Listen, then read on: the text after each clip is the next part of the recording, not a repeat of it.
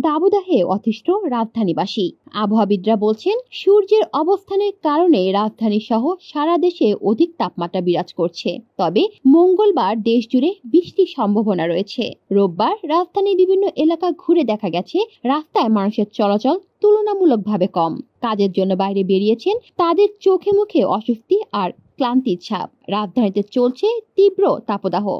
গতকাল ঢাকায় সর্বোচ্চ 40.1 ডিগ্রি সেলসিয়াসের পর আজও সকাল থেকে তীব্র গরম অনুভূত হচ্ছে। পথচারীরা জানান, হুট করে গরম বেড়ে গেছে, এখন আর সহনীয় পর্যায়ে নেই। পেটের দায়ে ঘর ছেড়ে বের হতে হলেও বেশি সময় বাইরে থাকা যাচ্ছে না। অল্প সময়ের মধ্যেই অসুস্থ হয়ে যাচ্ছে লোকজন। আবহাওয়া অফিস বলছে, মঙ্গলবার দেশ জুড়ে বৃষ্টির সম্ভাবনা রয়েছে, এতেই কমবে গরমের তীব্রতা। এছাড়াও আগামীকাল দেশের উত্তর পূর্ব অঞ্চলে বৃষ্টিপাতের সম্ভাবনার কথাও জানিয়েছেন আবহাওয়া অধিদপ্তর।